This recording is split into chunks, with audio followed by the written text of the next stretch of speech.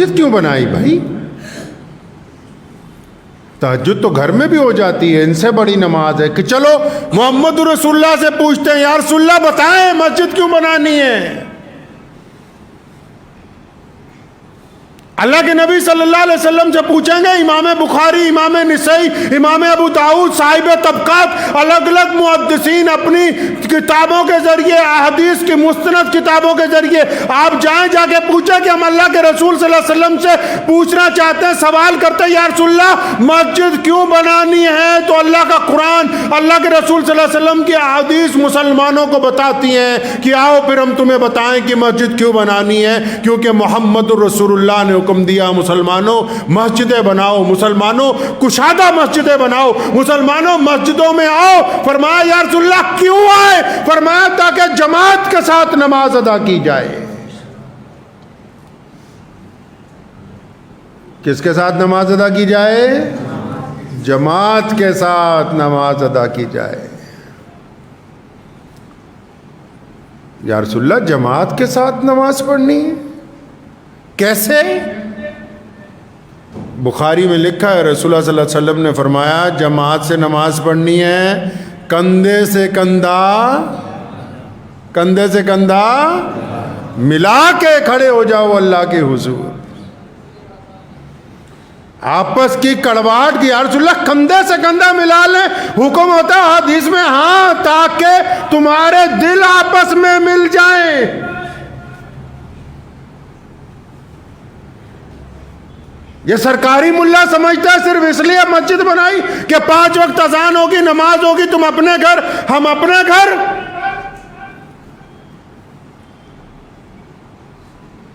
مسجد اس لیے بنانے کا حکم ہوا، اللہ کے رسول نے فرمایا تاکہ تم اکٹھے ہو کے نماز پڑھو، کندھے سے کندھا جوڑ کے نماز پڑھو۔ مطلب یہ کہ ایک خوبصورت معاشرہ تیار کر دیا جائے جن میں آپس میں محبتیں ہوں، اتفاق ہو، پیار ہو، خلوص ہو۔ اگر فجر کی نماز میں عبد الرحمن نہیں آیا، ظہر میں نہیں آیا، عصر میں نہیں آیا، مغرب میں نہیں آیا، تو عشاء میں محمد جنید، محمد کاشف اس کے گھر جا کے پوچھے کہ بھائی آج تم کہاں تھے، کیوں نہیں آئے؟ اگر بیمار ہوگا تو اس کو دوا لا کے دیں گے، دکھ درد میں ہوگا تو اس کا ساتھ دیں گے، پریشان حال ہوگا تو اس کو حوصلہ دیں گے۔ پتہ یہ لگا کہ مسجد کی تعمیر تو اس لیے کی تاکہ یہ جو نمازیں گھر میں پڑھتے ہیں یہ مسجد میں پڑھیں، تاکہ ان نمازوں کے ذریعے ان میں محبت پیدا ہو، ان نمازوں کے ذریعے ان میں اتفاق آئے، ان میں خلوص آئے، ان کے دلوں کے اندر آپس کے اندر جو رنجشیں ہیں وہ ختم ہو جائے۔ آج اگر ایک مسجد میں نماز پڑھنے والوں کو یہ پتہ ہی نہیں کہ ان کے دائیں کون نماز پڑھتا ہے، بائیں کون نماز پڑھتا ہے، آگے کون ہے، پیچھے کون ہے، پھر ان بیوقوفوں کو سمجھایا کس نے کہ مسجد ابھی مسجد بن گئی، یہ تو ابھی خالی عمارت ہے۔ جہاں کوئی کسی کا دکھ درد نہیں سمجھتا تو وہ تو سنگ مرمر کی عمارت ہے۔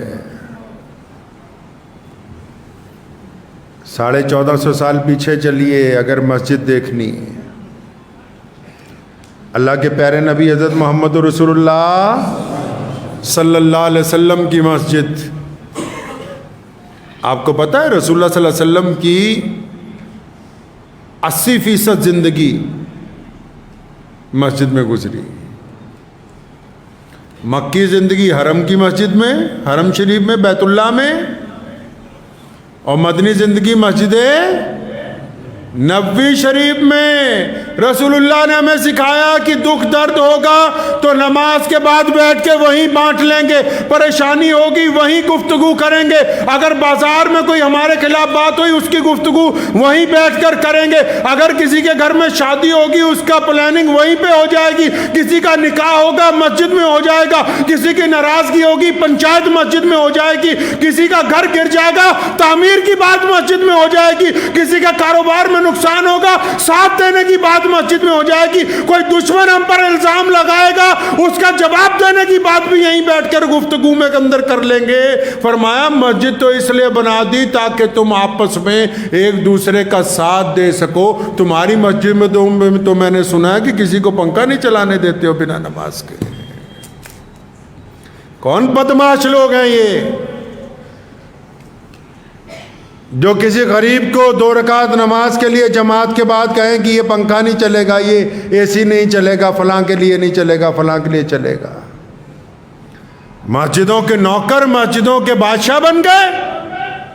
अल्लाह के घर के नौकर अल्लाह के घर के बादशाह बनना चाहते हैं, और जो अल्लाह के मेहमान हैं उनको नौकर समझते हैं। अपनी औकात और अपनी हैसियत भूल गए कि अल्लाह तबारक व तआला ने तुम्हें अपने घर में रखा क्यों है। अगर नौकर हो तो अपनी औकात और हैसियत के अंदर रह के अल्लाह के मेहमानों का इकराम करो। तुम्हें ये किसी ने नहीं इख्तियार दिया कि तुम अल्लाह के मेहमान के साथ किस अंदाज के अंदर गुफ्तगू करोगे। नौकर का काम सिर्फ मेहमान का इकराम करना, इससे ज़्यादा कुछ नहीं है।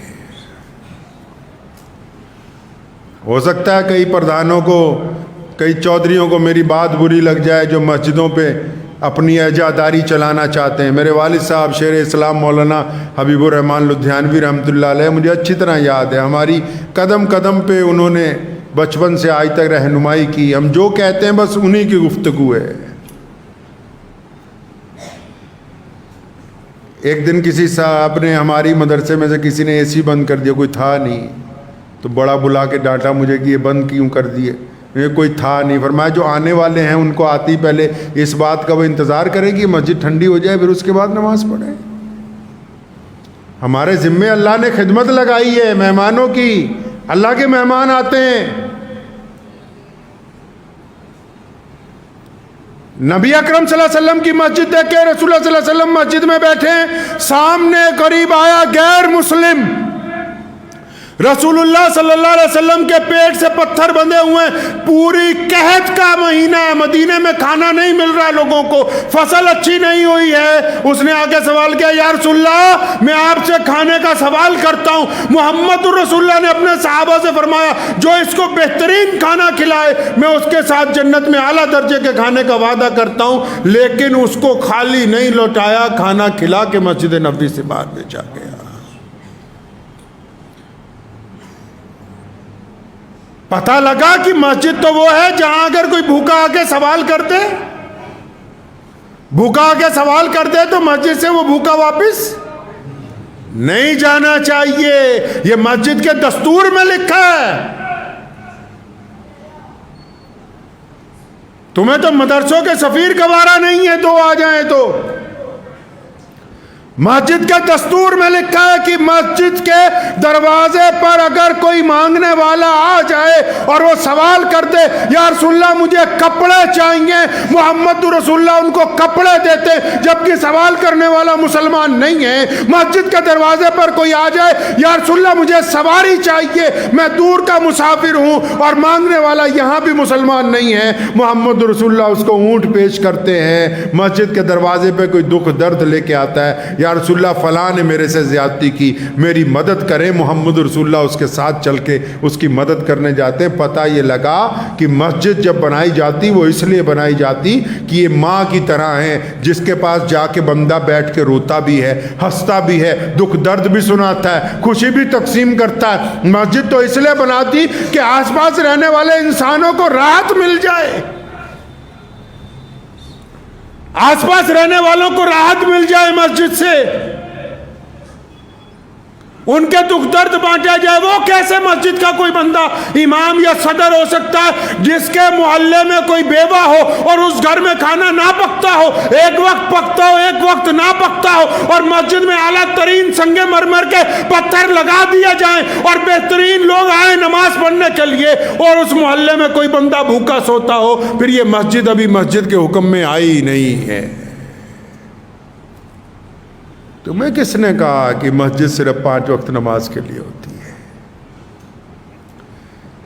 सबसे बड़ा स्कूल मस्जिद में खोला जाता है। आज भी दुनिया में मुसलमानों का जो सबसे बड़ी यूनिवर्सिटी है, मुसलमानों के पास जो आज भी 1 नंबर का मदरसा है, आज भी हमारे पास ऐसा इदारा जहां के पढ़े हुए आलिम पूरी दुनिया में जब जाते हैं लोग उठ के खड़े हो जाते हैं, तो मोहम्मद रसूलुल्लाह सल्लल्लाहु अलैहि वसल्लम की मस्जिद नबवी का मदरसा है आज भी, जहां कई हजार बच्चे रोजाना हर नमाज के बाद तालीम हासिल करते हैं। आज की तारीख में आज भी अगर बेहतरीन डॉक्टर आपको अपने आप को दिखाना है, तो जब आप हरम शरीफ में नमाज पढ़ने के लिए जाएंगे, जगह जगह पे मस्जिद नबवी में, हरमैन शरीफैन में बेहतरीन दुनिया के डॉक्टर वहाँ लोगों के लिए बैठे, क्योंकि वो मस्जिद है, खुदा का घर है। वहाँ जो आने वाले हैं उनकी दुख तकलीफ को सुनना हमारी जिम्मेदारी बनती।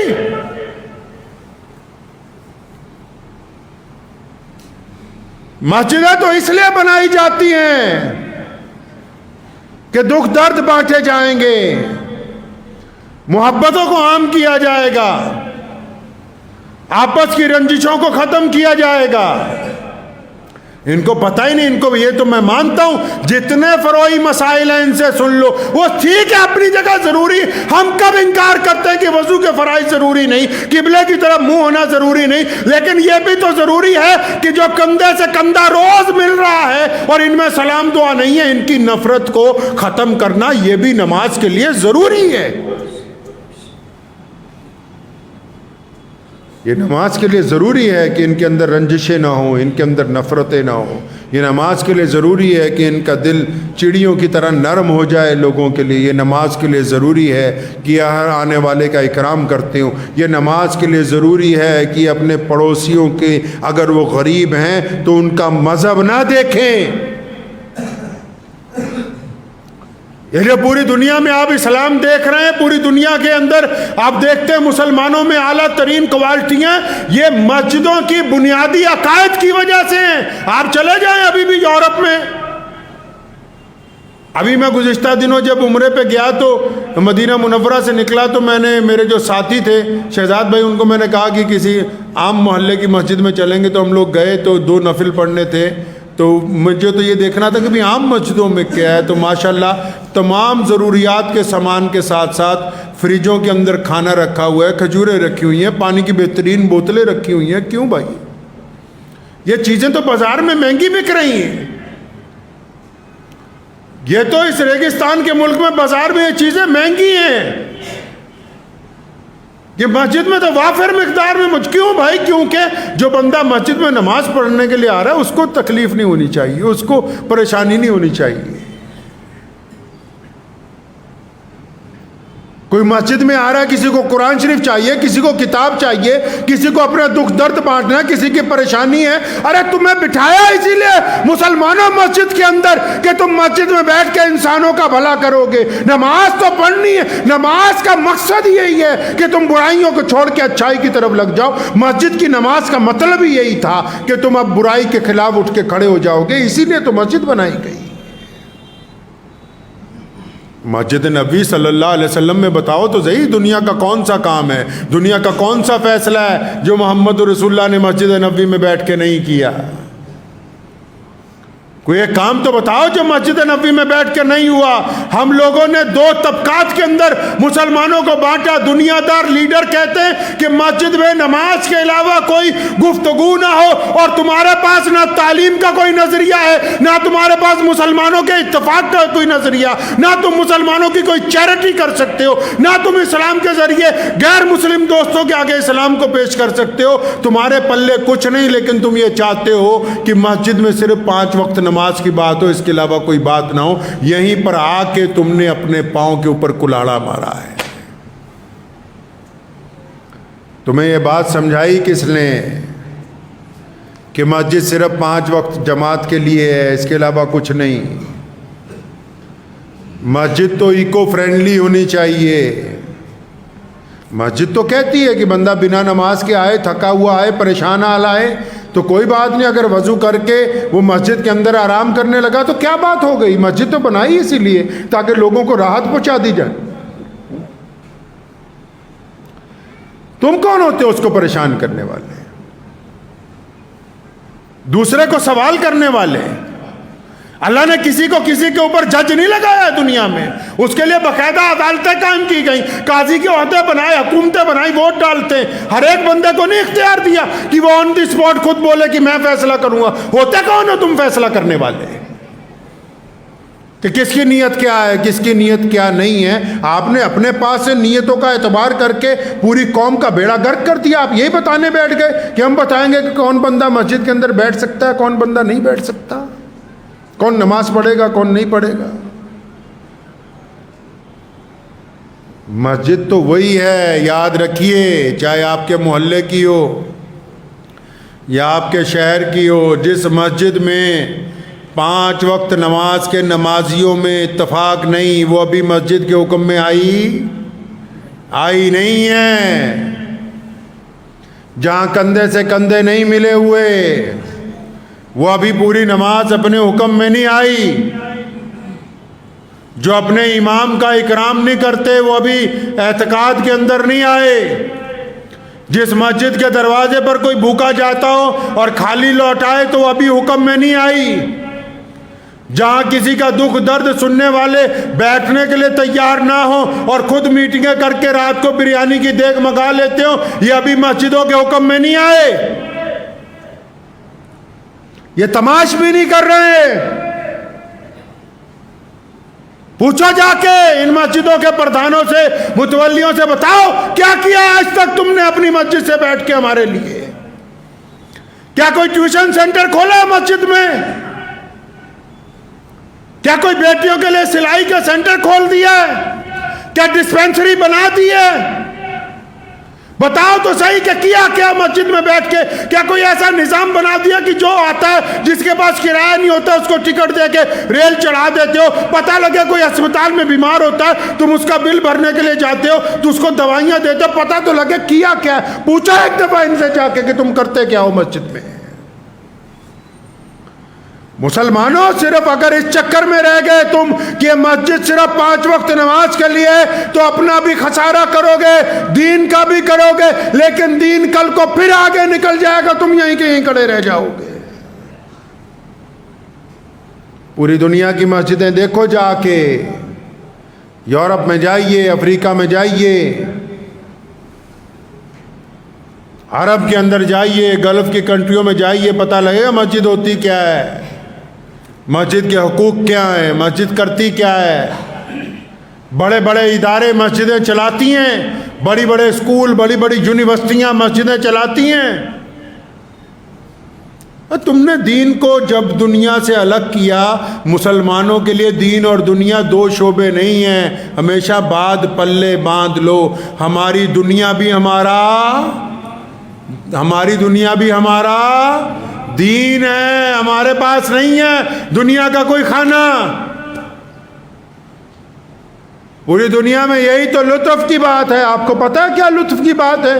جو باطل ہے، یا آپ پوری دنیا میں کہیں جائیں گے کوئی عبادت گاہ بنتی ہے نا تو کئی لوگ کتراتے ہیں کہ عبادت گاہ کے قریب کا پلاٹ نہیں لینا، پریشان ہو جائیں گے، لیکن جب مسجد بنتی ہے تو مسلمان زیادہ پیسے اس لیے لگاتا ہے کہ مسجد کے ساتھ والا پلاٹ مل جائے تاکہ میرا گھر اللہ کے گھر کے ساتھ جڑ کے بن جائے۔ یہ فرق ہے ایمان کے اندر اور کھوکھلے دلوں میں۔ اس لیے اپنے اندر تھوڑی بیداری لائیے۔ جو لوگ جن کو اللہ نے مسجدوں کی ذمہ داری دی ہے، یا جو مسجدوں میں پردھان بنے ہوئے ہیں، ممبر بنے ہوئے ہیں، پہلے تو 2 رکعت اللہ کا شکر ادا کریں بھی اللہ نے آپ کو اپنے گھر کا نوکر بنا لیا، مجاور ہو۔ قرآن پاک میں لکھا ہے کہ حرم کے مجاور ان سے آگے نہیں بڑھ سکتے جو اللہ کے راستے میں بیٹھتے ہیں گھوڑوں کے اوپر۔ مجاور ہونا ہی بڑی بات ہے اللہ کے گھر کا۔ پہلے تو شکر ادا کرو کہ اللہ نے آپ کو اپنے گھر کا مجاور بنا لیا، اور پھر اس بات کو ذہن میں بٹھا لو کھوپڑی میں کہ یہ جو لوگ آ رہے ہیں مسجد تک یہ اللہ کے مہمان ہیں۔ اللہ کے مہمانوں کا اکرام کرنا سیکھ لیجئے۔ اگر آپ اللہ کے مہمانوں سے غنڈہ گردی کریں گے تو اللہ کی طرف سے جب پکڑ آئے گی ساری چودراہٹ نکل جائے گی، ساری پردھانگی نکل جائے گی، نہ دین کے باقی رہو گے نہ دنیا کے باقی رہو گے۔ لکھ کے لے جاؤ اس بات کو۔ ایک بات اور ہے ہندوستانی مسلمانوں میں، ہم لوگ اگر باہر پوری دنیا میں جاتے ہیں، اچھا آپ کو ایک بات مزے کی بتا دوں، انڈیا میں جو مسلمانوں کا پروڈکٹ ہے نا، انہوں نے فتووں کے چکر میں چل چل کے اپنا پیر پہ خود ہی کلاڑی ماری۔ ضرورت تو ان کو مسئلے مسائل کی تھی، پوچھنا تھا رسول اللہ صلی اللہ علیہ وسلم کا چہرہ کیسا تھا، ہم اپنے نبی صلی اللہ علیہ وسلم کے چہرے کے مطابق داڑھی رکھے، پوچھنا تھا، لیکن یہ پوچھنے نہیں گئے، فتویٰ لینے گئے۔ کیوں؟ کہتے یار میری چاہے چھوٹی ہو یا بڑی ہو اپنے ساتھ والے کا رگڑا لگانا ہے۔ ان کو فتویٰ اس لیے چاہیے تاکہ یہ اپنے بھائی کی بے عزتی، یہیں پہ یہ مار کھا گئے بس۔ پوری دنیا نے مسائل معلوم کیے کہ اللہ کے نبی، آپ کو پتا ہے کہ عرب کے لوگوں کے اندر کوئی فتوی بازی نہیں ہے، اتنے ملک ہیں،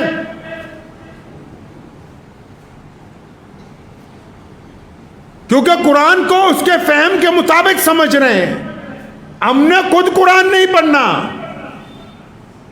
نہ مسجد میں کوئی نظام ہی نہیں بنایا ہم نے کہ جی جو بچے ہیں وہ صبح کو پڑھیں گے، بڑے شام کو پڑھیں گے، جی جو بچے ہیں وہ ظہر میں آ جائیں گے، بڑے جتنے عشاء کے بعد 1 گھنٹہ قرآن پاک سیکھیں گے۔ نہیں، ہم نے تو کہا جا رہے ہیں تو 5 وقت نماز کے لیے ہے، بس استنجا کرو، نمازو کرو اور مسجد پڑھو، بس اللہ اللہ خیر چل رہا۔ دودھ چاہیے اصلی، دیسی گھی لینے جائیں گے بھی اصلی ہے، کپڑا لینے جائیں گے بھی بڑھیا کوالٹی کا چاہیے، ساری چیزیں ان کو اصلی چاہیے، ہونی بھی چاہیے، صحت کا معاملہ ہے۔ امام چاہیے، امام کیسا چاہیے بھائی؟ سستا، جتنا سستا ہو سکے اتنا سستا، 4000 میں مل جائے، 5000 میں مل جائے، 6 میں مل جائے، رونے لگیں گے 10,000 پہ، آنسو آ جائیں گے صدر صاحب کی آنکھوں میں۔ میرے دادا حضرت مولانا مفتی محمد احمد رحمانی رحمۃ اللہ علیہ فرمایا کرتے تھے، ہمارے خاندان کے تمام علماء کو فرماتے تھے اپنا کام کرتے رہو گے، ممبر پہ بیٹھو گے تب ان کو سچی بات سناؤ گے، یہ تو برداشت ہی نہیں کرتے کہ مولوی ان کو صحیح بات کہہ دے، تو فوراً کمیٹی والے میٹنگ بلائیں گے کہ اتارو اس کو آج مسجد کی امامت سے۔ پنجاب وقف بورڈ کا ایک قصہ میں آپ کو سناتا چلتا ہوں۔ تو میں نے وہاں ایک دفعہ کہا، اسے 10 سال پہلے کی بات ہے، میٹنگ میں نے کہا ایسا کرو پورے پنجاب میں اماموں کی تنخواہیں بڑھا دیتے ہیں۔ تو جس دور میں میں تھا مذہبی امور کا چیئرمین، تو اماموں کی تنخواہ 7-8 ہزار تھی، تو میں نے سوچا 20,000 کر دیتے۔ اب باقی سارے ممبران میرے سے بحثنے لگے کہ ارے عثمان بھائی یہ تو بہت زیادہ ہو جائے گا، ان کو اتنی ضرورت نہیں ہے۔ اچھا مجھے بھی پتا تھا کہ اگر 20 کہوں گا تو 4-5 اور بڑھائیں گے، چلو 13-14 ہزار ہو جائے۔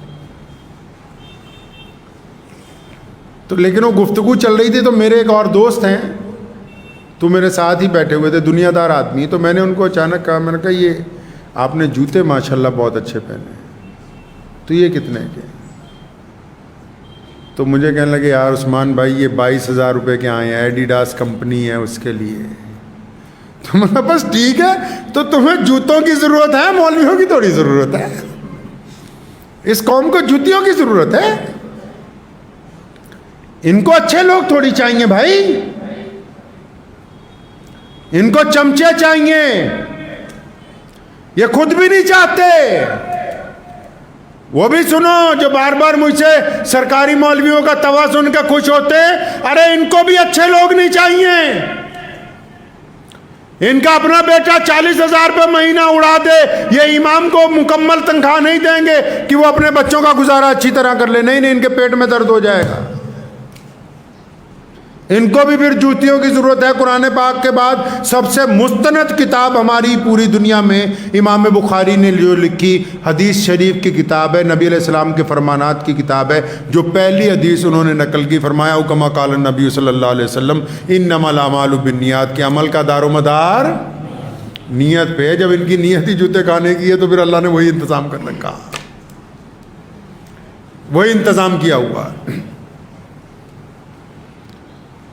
تو اس لیے اگر آپ باقی چیزیں اصلی چاہتے ہیں، اپنی مسجد کے امام سے لے کے نظام تک کو بھی دینی بنانا ہوگا۔ لکھ لو آج اس بات کو اپنے دل پر، جتنے پردھان حضرات ہیں، ممبران حضرات ہیں، آپ کے لیے میں دعا کہوں، کسی کے لیے کوئی برا خیال کبھی دل میں نہیں آیا، لیکن میں آپ سے بھی گزارش کرتا ہوں سر جوڑ کے بیٹھ جاؤ، یہ وقت ہے دوبارہ اسلام کے پیغام کو عام کرنے کا۔ یاد رکھو دنیا میں جب بھی اسلام کے خلاف باتیں زیادہ ہونے لگے تو وہ وقت ہے سروائیو کرنے کا، وہ وقت ہے آگے بڑھنے کا، وہ وقت ہے لوگوں کو بتانے کا کہ اسلام کیا ہے، اور یقیناً جب آپ آگے بڑھیں گے پریشانی کے درمیان تو اللہ نے آپ کے لیے کامیابی رکھی ہے، اس کے اندر گھبرانے کی کوئی بات نہیں ہے۔ سر جوڑ کے بیٹھ جاؤ، دیکھو کیا کر سکتے ہیں اپنی مسجد میں، کون سی تعلیم کا نظام چلا سکتے ہیں؟ کون سے کالجوں کے زیادہ بچے ہیں جن کو ٹیوشن دے سکتے ہیں؟ کون سا ایسا غریب ہے جس کو پیسے دے کے چھوٹا سا اس کا کاروبار شروع کروا سکتے ہیں؟ کیا ہمارے پاس نظام ہے کہ رات کو مسافر آئے تو ہمارے پاس ٹھہر جائے؟ ہمارے پاس ایسا کیا نظام ہے کہ ہمارے امام کو کوئی دکھ نہ ہو، تکلیف نہ ہو؟ ہمارے پاس ہم نے کیا کیا ہے؟ آج سے یہ سوچے بس جا کے اپنے محلے کی مسجد کے لوگ بیٹھ کے یہ سوچے بھی ہماری مسجد نے آج سے پہلے کیا کیا ہے انسانوں کے لیے، ہمارے محلے میں جو غیر مسلم غریب ہے اس کے لیے ہم نے کیا کیا، اپنے ہندو سکھ بھائیوں کے لیے ہم نے کیا کیا ہے، اپنے پڑوسیوں کے لیے ہم نے کیا کیا ہے۔ صرف 5 وقت نماز نہیں، مسجد نبی صلی اللہ علیہ وسلم کی سنتوں پر ہونی چاہیے۔ میرے نبی کی مسجد میں غریب کے لیے کھانا ہے، میرے نبی کی مسجد کے لیے مسافر کے لیے سواری ہے، میرے نبی کی مسجد کے لیے زخمی کے لیے ملم ہے۔ تو ہمیں اپنی مسجد کو اپنے نبی صلی اللہ علیہ وسلم کی مسجد کے مطابق چلانا ہوگا انشاءاللہ تعالی۔ چلائیں گے جی انشاءاللہ۔ دعا کیجیے اللہ تعالیٰ مجھے بھی آپ سب کو بھی ان باتوں کے اوپر عمل کرنے کی توفیق عطا فرمائے۔ وآخر دعوانا ان الحمدللہ رب العالمین۔